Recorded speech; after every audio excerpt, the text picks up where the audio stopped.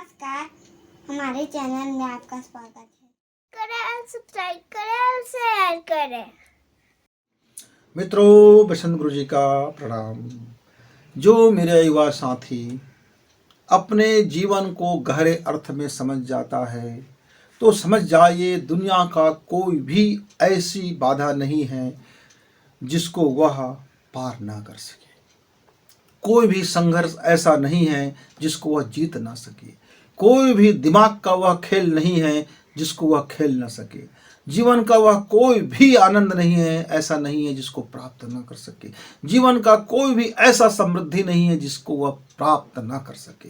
लेकिन मेरे युवा, जब जीवन के गहरे अर्थ को समझने में इतना विलंब हो जाता है कि मैं क्या बताऊं। मैं उस समय मेरा उम्र करीब 25 साल का रहा होगा, तरुण।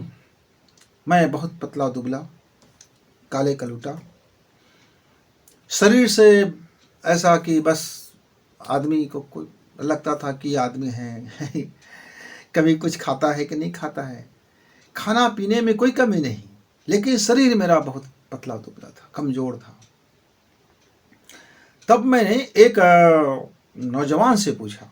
उस समय उस नौजवान मेरे दोस्त थे, मेरे मित्र थे, मेरे भाई थे, और हम साथ साथ घुमा करते थे, मॉर्निंग वॉक जाते थे, कबड्डी खेलते थे, खो खो खेलते थे, फुटबॉल खेलते थे, हॉकी खेलते थे, और शतरंज भी खेल लिया करते थे, और कैरम भी खेल लिया करते थे, और तैराकी भी कर लिया करते थे। तालाब में खूब तैरा करते थे, खूब दौड़ लगाने का काम भी कर लिया करते थे, और कुछ नाटक वाटक भी कर लिया करते थे, कुछ मनोरंजन कर लिया करते थे, और साथ साथ कुछ पेंटिंग शेंटिंग भी किया करते थे, साथ साथ कुछ कविता कहानी भी बनाया करते थे, साथ साथ कुछ कहानियाँ उपन्यास पर भी काम किया करते थे, और पढ़ाई भी किया करते थे, और थोड़ी थोड़ी समय निकाल करके हम साथ में रहते थे। वो मुझसे उम्र में काफ़ी बड़ा था। मैंने उससे पूछा, भैया ये सब क्यों करते हैं? क्या पढ़ना ज़रूरी है? क्या ये खाना ज़रूरी है? क्या शादी करना ज़रूरी है? क्या ये धन कमाना ज़रूरी है? क्या ये जा कर के गुलामी करना ज़रूरी है कि रोज़ स्कूल जाओ, बस्ता पकड़ो, स्कूल जाओ, बस्ता पकड़ो, होमवर्क करो, इसकी सुनो, उसकी चापलूसी करो, उसके बाबत करो, उसका सुनो, फिर ये करो, वो करो। ये क्या चीज़ें हैं सब? तो उन्होंने कहा, अरे भाई, अभी हमारी उम्र नहीं है, हमारी उम्र है अभी खेलने का, कूदने का, पढ़ने का। अच्छा, फिर किसका उम्र आएगा? उसके बाद आ जाएगा हमारा धन दौलत कमाने का। अच्छा ठीक, फिर धन दौलत कमा के क्या करेंगे भाई? उसी समय हम गृहस्थ बसाएंगे, परिवार बसाएंगे। और अच्छा परिवार बसा लिया, फिर क्या हो जाएगा? हम जब बूढ़े हो जाएंगे ना, हम जब बूढ़े हो जाएंगे तब हम इस बाबत सोचेंगे कि जीवन क्या है, व्हाट इज ए लाइफ, जीवन क्या है। तो मैं बोला, ओहो, अरे बाबा, पूरा बरसात निकल गया। तब हम सोचेंगे कि वर्षा का पानी का क्या करें। हम इतने होशियार हैं भाई साहब कि सारी बेवकूफियां हद पार कर देते हैं। जीवन की बाबत कब सोचते हैं? जब जीवन अंतिम चरण में आ जाता है, जब जीवन का अब कोई मतलब भी नहीं रह जाता है, न इस शरीर का कोई अर्थ रह जाता है, न दिमाग का कोई अर्थ रह जाता है, मेरा मोल ही खत्म हो जाता है। अब हम पांव कब्र में लटक जाता है, अब ये शरीर को जाना ही जाना है उस कब्र में। तब हम सोचेंगे कि जीवन क्या है, जीवन के अर्थों के बारे में सोचेंगे। तब तक कोल्हू का बैल बन करके पूरे जीवन को घूमते रहेंगे, और तेल निकालता रहेगा, और हम घूमते रहेंगे।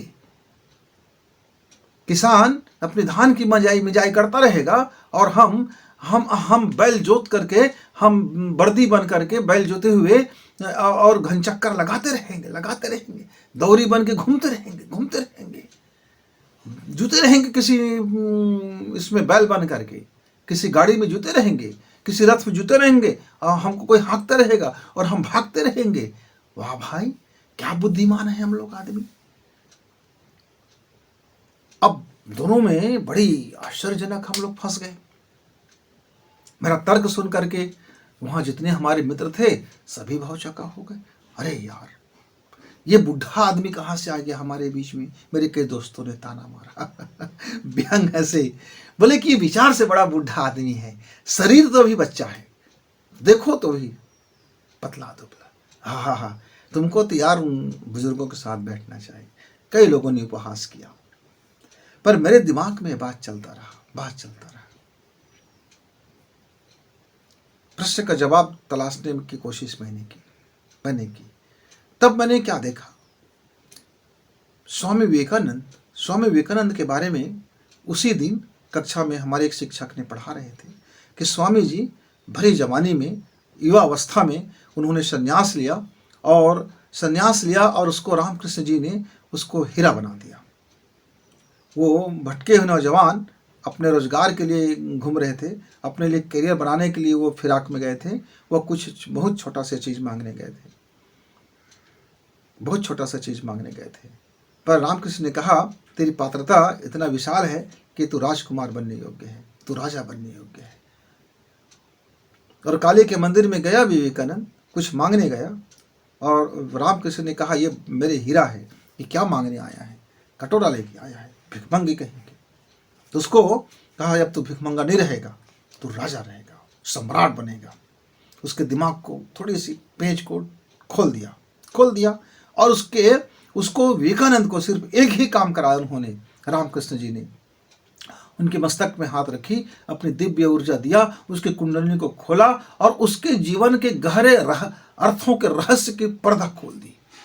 बस एक बार विवेकानंद के अंदर में, जेहन में, वो मस्तिष्क में जीवन के जो अर्थ है, मेरा जो लाइफ का जो मायने है, मीनिंग है, मेरा अर्थ जो है, उसको उन्होंने ऐसा अंगूठा लगाया और अपना दिव्य ज्ञान दे करके खोल दिया। ऐसा गुरुजी ने बताया तो मेरे अंदर में चहक उठा, अंदर का जो चिड़िया था, अंदर की जो ज्ञान था, अंदर का जो प्यास था, वो अचानक व्याकुल हो गया। मैं बोला गुरुजी ये बताओ जरा, आप भी मेरे माथा पे अंगूठा लगा दो और मैं भी विवेकानंद की तरह जीवन का अर्थ समझ जाऊंगा और मैं उस अर्थ के लिए बेचैन हूं। तो गुरुजी ने मेरे कहा भैया मैं रामकृष्ण नहीं हूं, आपको रामकृष्ण के पास जाना होगा। उन्होंने व्यंग से हंसा। एक बालक, पतला दुबला बालक, काला कलूटा आदमी, जो पढ़ाई लिखाई में बड़ा कमजोर है, जो सबसे पीछे पंक्ति में बैठता हो, जो कभी किसी से बात करने में डरता हो, जो लुंज पुंज हो, जिसका अपना कोई अलग से अस्तित्व ना हो, जिसका कोई अपनी कोई मीनिंग ना हो, अचानक कोई बात कर दे तो लगेगा कि शायद वो पागल हो गया, लगेगा कि ये कौन सी बहकी बातें कर रहा है। मेरी टीचर ने भी समझा कि ये आदमी थोड़ा सा अपना संतुलन खो बैठा। मेरी कहानी में इतने मज़ा आ गया कि आदमी भाव विभोर करके अपने संतुलन खो बैठा और ये बोल बैठा। तो उसने भी व्यंग में कह दिया कि मैं रामकृष्ण नहीं हूँ। तो मैं बोला हाँ गुरुजी आप रामकृष्ण नहीं हूँ, तो रामकृष्ण की तलाश की जाए। तो उन्होंने मजाक में ही, व्यंग में ही एक शब्द बोल दिया, बोले कि तुम्हारे अंदर है, तुम उससे बुला सकते हो और तुम बुलाओगे ना तो आ जाएगा। बोले कैसे आ जाएगा? बोले कि वो अदृश्य शरीर से आ जाता है और वो अपने किसी दूसरे विवेकानंद के तलाश में घूम रहा होगा, तुम्हारे माथे पे अपना अंगूठा लगाएगा और आ जाएगा। मित्रों, उन्होंने तो मुझे व्यंग ही बोला था, उन्होंने तो मुझे मेरा उपहास ही उड़ाया था, लेकिन मेरी भाव बड़ा सच्चा था। उस गुरु के प्रति, उस शिक्षक के प्रति मेरा भाव बहुत सच्चा था। मुझे समझ में नहीं आया कि उसने व्यंग कहा है कि हंसी किया है। पूरे क्लास के लोग हंसे, खूब हंसे, सब ने मुझे समझाया कि शिक्षक ने आपकी बड़ी उपहास किया है। मुझे रास्ते भर मेरे दोस्त मुझे समझाते आ गए, क्योंकि हम लोग पैदल चला करते थे, कीचड़ में चला करते थे, पगडंडी में चला करते थे, बस्ते लटकाए चला करते थे, और रास्ते भर मेरे दोस्तों ने भी मेरा उपहास उड़ाया, तरह तरह के नाम दिया। पर मेरे जीवन के अंदर में कौन रहा था कि मैं बुलाऊंगा वो आ जाएगा। तो ये बुलाने का मार्ग क्या हो, मैं बड़ा कैसे उसको बुलाऊं, मैं आखिर बुलाऊं तो बुलाऊं कैसे? मित्रों, 5 साल तक मेरे अंदर में बात चलती रही कि क्या किसी को बुलाया जा सकता है, क्या किसी को सचमुच बुलाया जा सकता है, क्या हम ऐसा कर सकते हैं, या वो मुझे बुला ले या मैं उसे बुला लूं या वो मुझे बुला ले। मेरे अंदर में संघर्ष चलता रहा और मैं आंखें बंद करके, मैं न जाने कब मेरी नाड़ी सम हो गया। मैं सूर्य नाड़ी से चंद्र नाड़ी और सुषुम्ना नाड़ी में मेरी चिंतन चलता रहा और मेरी आंखें लग गई मैं सो सा गया, जिसको लोग समाधि बोलते हैं। और मैं मेरी मेरी चिंताएं, मेरी तंद्रा ऐसा घेर लिया कि मुझे पता ही नहीं चला कि कब मैंने अपने गुरुजी को मैंने याद किया और गुरुजी ने मुझसे संवाद किया और गुरुजी ने कहा मुझे, आ जाओ बेटा, मेरे पास आ जाओ। मतलब कैसे आ जाऊँ गुरुजी? बोले तुम्हारे पास साइकिल है? मैंने हाँ है। तो आ जाओ। बोले मुझे आने का कोई मार्ग? बोला वो मेरी जिम्मेदारी है। कैसे आओगे, क्या करोगे, कौन कौन आपको रास्ता दिखाएगा, कहाँ क्या कैसे करोगे, बस आप तैयारी करो आने की। मित्रों, मैंने उस जो मेडिटेशन में, उस तंद्रा में, उस समाधि में या उस नींद में आप कह सकिए कि जिस चीज़ में मैं मुझको जीवन के अर्थों के बारे में कहा कि आ जाओ, हम आपको समझाएंगे जीवन के गहरे अर्थ क्या होते हैं। और मैंने अपने एक मित्र से बात किया, कहा कि भाई हमको सफ़र में चलना है, बड़ी लंबी सफ़र है, शांति कुंज की सफ़र है, हम जानते नहीं है शांति कुंज कहाँ है। तो किसी ने बताया कि ये हरिद्वार में है। तो उस समय हमारी उम्र ऐसा नहीं था कि हम अपने शहर भी नहीं घूमे थे। फिर किसी ने बताया कि हरिद्वार में है। फिर हरिद्वार कहाँ पर है? तो बताया गया कि उस ज़माने में उत्तर प्रदेश में रहा करते थे और काफ़ी बड़ी है। लोगों ने बड़ी हंसी उड़ाई, लोगों ने कहा आप जाओगे वहाँ तक? कई लोगों ने मना किया कि नहीं, मतलब कि गुरु जी ने कहा कि आना है तो फिर जाना है, साइकिल से आना है।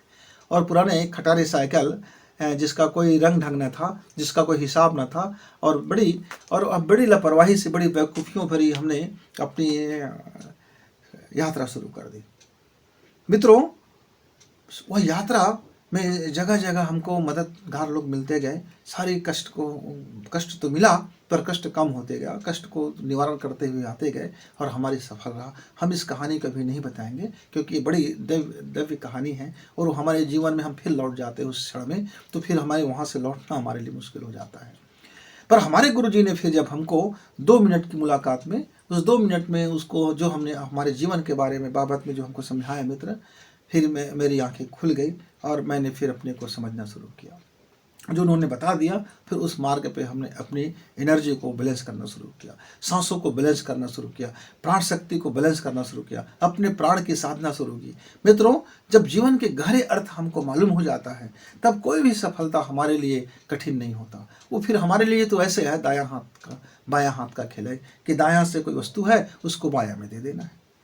हम फिर जब कोई काम शुरू करते हैं तो समग्रता में शुरू करते हैं और फिर हमारा विचार जो होता है शुद्ध हो जाता है, हमारी भाव शुद्ध रहता है, हमारी सांसें शुद्ध हो जाती है, हमारी हृदय शुद्ध हो जाता है, हमारा मस्तिष्क शुद्ध हो जाता है। और जब शुद्ध चित्त से जब हम कोई निर्णय लेते हैं, जब शुद्ध भाव से हम जब कोई कार्य करते हैं, जब हमारे जीवन में शुद्धता और दिव्यता होता है, तो मित्रों, आपके उस कार्य को फिर पूरी दैवी चेतना सफल बनाने में जुट जाता है। बस आपको निर्णय लेना होता है। फिर आपके निर्णय के लिए जन सहयोग, लोगों का सहयोग, आध्यात्मिक सहयोग, दिव्य सहयोग वो आपको मिलना ही तय है। क्योंकि जो भाव शुद्धता के लिए सांसों की शुद्धता और जिसकी चैतन्य शुद्धता हो, उसको तो सहयोग करने के लिए देव चेतना, देव शक्तियां ललायित है, खोज रहा है कि कौन मेरे मित्र है जिसके अंदर में भाव शुद्धि आ गया, चित्त की शुद्धि आ गया, सांसों की शुद्धि आ गया, जीवन के गहरे अर्थ को समझ गया। मित्र, तो मैं आपको बता दूं, जीवन के गहरे अर्थ को आप जितना जल्दी समझ जाओ, उतना ही आपके लिए जीवन के लिए सबसे सुखदायी है, आनंददायी है। और ये बुढ़ापा नहीं है मित्र। भजन करना तो सिर्फ एक प्रतीक है। भजन क्या है? भजन होना है। भजन करना तो क ख ग है, पर भजन हो जाना, यही तो है सफलता की निशानी। कोई काम करते हो तो काम ही हो जाना, जब पढ़ते हो तो फिर पढ़ते ही वो ज्ञान ही हो जाना। मतलब भेद खत्म कर लेना अपने को, उस काम से अपना अलग डिसाइड क्या है। इसलिए तो आपसे जब हम वीडियो बनाते हैं तो हमें पता नहीं चलता कि आपसे बात करना है, कि कोई सुक्ति देना है, कोई पोथी पत्रा खोलना है, कोई कोटेशन देना है, कि किसको क्या करना है। नहीं मित्र, बातें आती है अंदर से, आप तक जाती है, वो आपके लिए है। वो आपको समझाना चाहती है हमारी ऊर्जा कि मित्र आप उठो, जागो और अपने को समझो, आंखें खोलो और अपने को समझो। जिस दिन अपनी लाइफ की कीमत समझ गए, जिस दिन अपनी बुद्धि की कीमत समझ गए, जिस दिन अपनी सांसों की कीमत समझ गए, जिस दिन अपनी माइंड पावर समझ गए, जिस दिन आप अपनी प्राण की शक्ति समझ गए, जिस दिन आप अपने सब कॉन्शियस माइंड की पावर समझ गए, जिस दिन आप अपने को समग्रता में समझ गए मित्र, तो फिर आपका लिया गया हर निर्णय सफल ही होगा, क्योंकि उस पर फिर बट किंतु परंतु का सवाल नहीं आता, क्योंकि तब आप प्रकाश में हो। अंधेरे में लिया गया निर्णय गलत हो सकता है, पर प्रकाश में लिए गए निर्णय गलत हो ही नहीं सकता, क्योंकि प्रकाश तो आपको दिखाई देता है। अंधेरे में कोई रस्सी आपको सांप नजर आ सकता है और आप भय के मारे आप भाग सकते हो, लेकिन जब प्रकाश हो तो आपको मालूम है कि सांप नहीं, ये रस्सी है, ये रस्सी है। आप अंधेरे में, आप पागलपन में नहीं हो तो मुर्दा को नाव बना करके आप नदी पार नहीं करोगे, क्योंकि तब आपको मालूम होगा कि मुर्दा जिस्म है, ये मुर्दा है, इस पर नाव नहीं है, ये मुर्दा है। तब आपको समझ में आ जाएगा जीवित और मुर्दे का फर्क है। तब आपको समझ में आ जाएगा कि आपका जो सोच है उस सोच के क्या मूल्य है और कैसे हमको प्राप्त करना है मित्रों। और ये बहुत ईश्वर ने हमें इतनी सरल, इतनी सहज रूप से हमको यह पिटारा खोलने का चाबी दे दिया है कि जीवन को जब भी आपको समझना हो, माइंड को जब भी समझना हो, या मन, चंचल मन को जब भी शांत करने का फार्मूला समझना हो, या व्याकुल होते वासना को जब भी शांत करने का फार्मूला समझना हो, काम में अंधत्व हो गया है, उस अंधे काम से जब भी बाहर निकलने का कोई फार्मूला समझना हो, जब आप नशेड़ी हो गए हो, गजेड़ी हो गए हो, भंगेड़ी हो गए हो, यानी ड्रगिस्ट हो गए हो, तब वहां से यदि आपको लौटने के कोई फार्मूला समझना है, बहुत सिंपल सी, यह प्रकृति ने हमें इतनी साधारण सी चीज़ों में हमको दे दिया है कि मैं क्या बताऊं मित्र।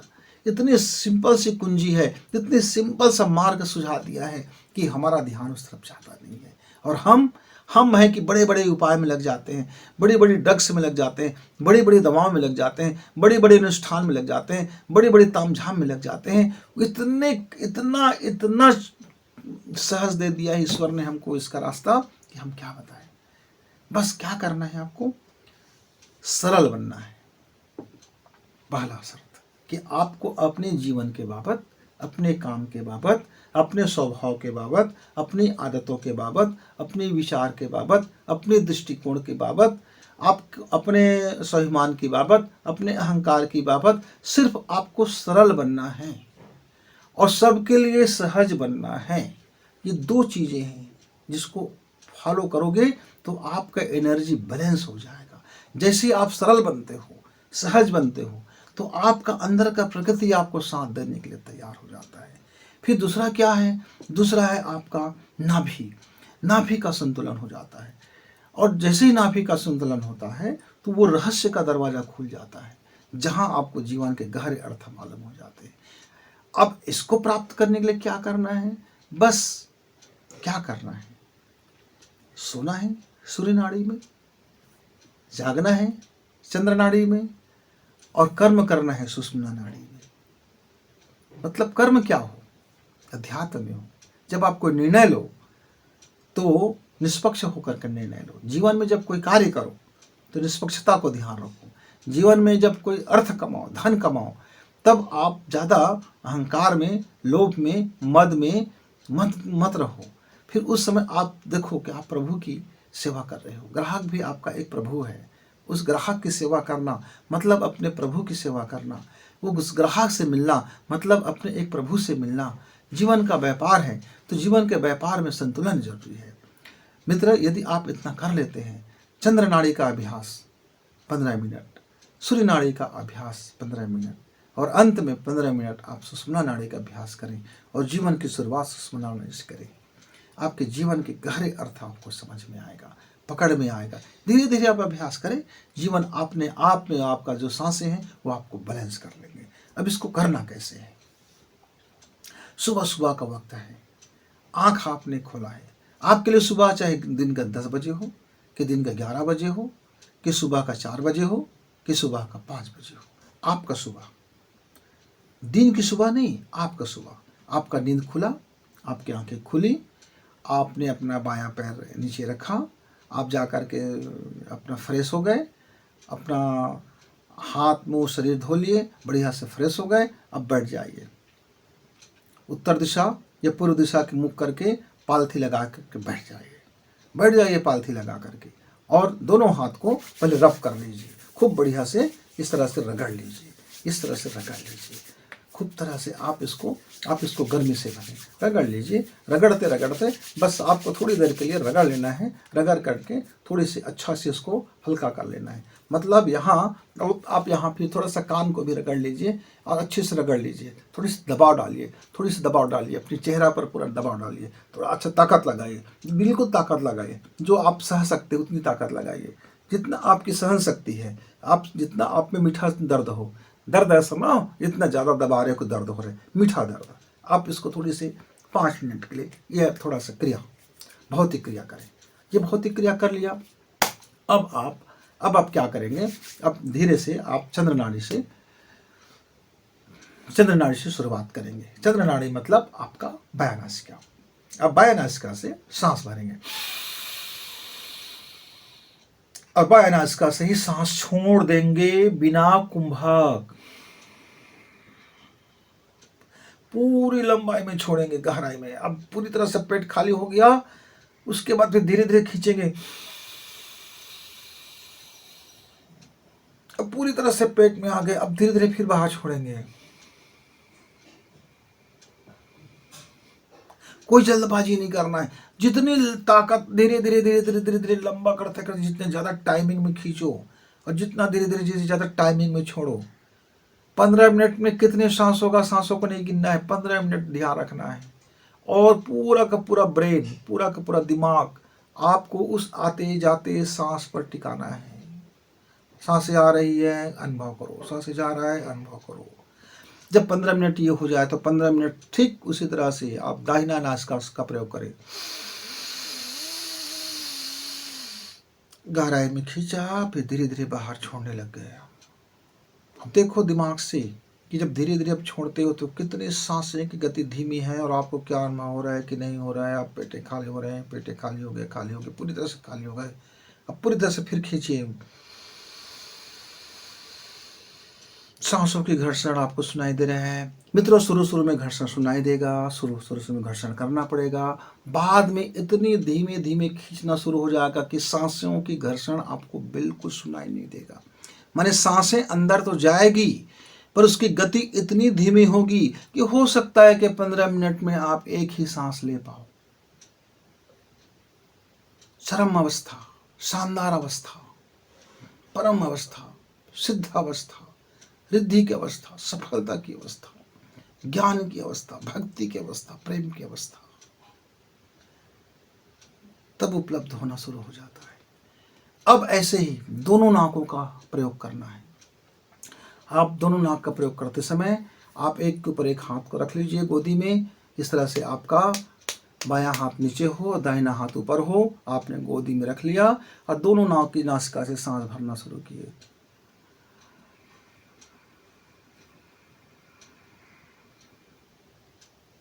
अब सांस आ गई, अब धीरे धीरे छोड़िए।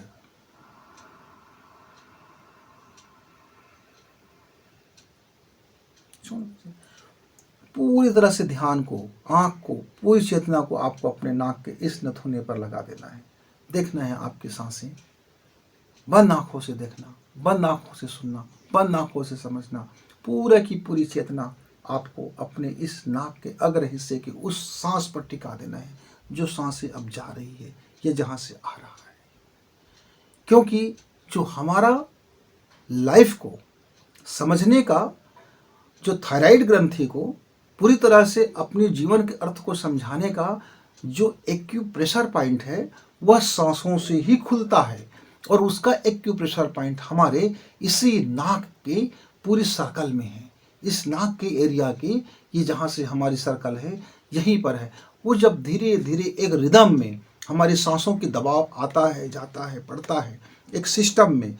आप देखे होंगे माँ सरस्वती का वीणा है। माँ सरस्वती वीणा जब बजाती है तो जो एक स्वर निकालता है, एक सरगम जो निकलता है, वह सरगम ऑटोमेटिक आपके सांसों से बन जाता है। उस सरगम में वह फिर एक एक्यूप्रेशर होकर के, वह एनर्जी होकर के हमारे मूलाधार चक्र से लेकर के सहस्रार चक्र तक का एक जीवन की एक लाइट, एक प्रकाश भर जाता है और सारे ग्रंथियों को, हमारे पूरी रग रग की कोशिकाओं के ग्रंथियों को, एक एक ग्रंथियों को हमारा वो संदेश भेजता है और जीवन का परम ज्ञान हमको उपलब्ध करने के लिए तैयार हो जाता है। मित्रों, अब जब आप करते हैं 45 मिनट का समय आपके जीवन का अद्भुत क्षण होता है। इसके बाद आप विश्राम कर लीजिए 45 मिनट, चुपचाप या तो बैठ जाइए या तो लेट जाइए। यह 1 घंटा का प्रयोग सुबह सुबह और 1 घंटा का प्रयोग सोते समय। सुबह करेंगे तो पालथी लगा के करेंगे और रात में जब सोए करेंगे तो शवासन में करेंगे। मतलब आपका सिर पैर लंबा, हाथ सीधा हो जाए, आप पूरी तरह से एक मुर्दे की तरह सो जाओ।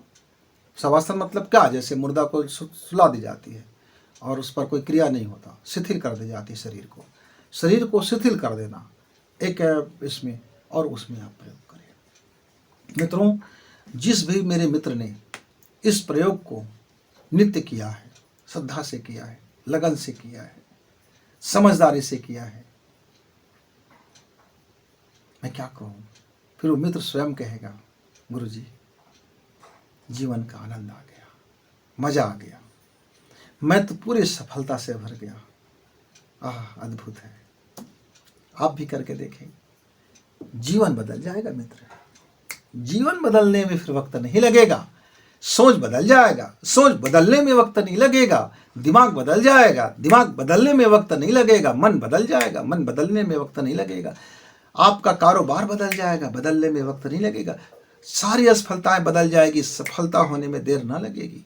सक्सेस से भरेंगे, खुशी से भरेंगे, प्रेम से भरेंगे, ज्ञान से भरेंगे, समृद्धि से भरेंगे, अध्यात्म से भरेंगे, आप भरपूरता से भरेंगे, संपूर्णता से भरेंगे।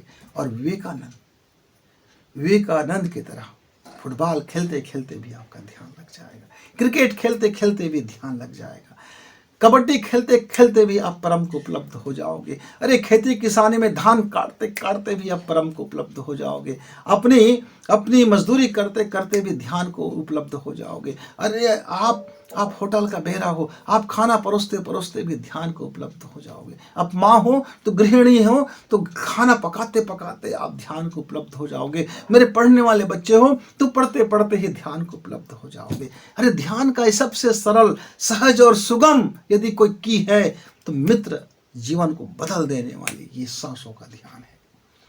जरा करके देखिए, मजा आएगा।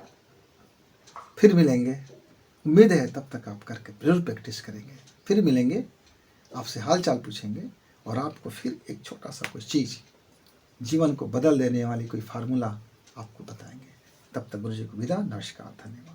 इस वीडियो को लाइक करें, सब्सक्राइब करें, शेयर करें और बेल की घंटी दबाएं।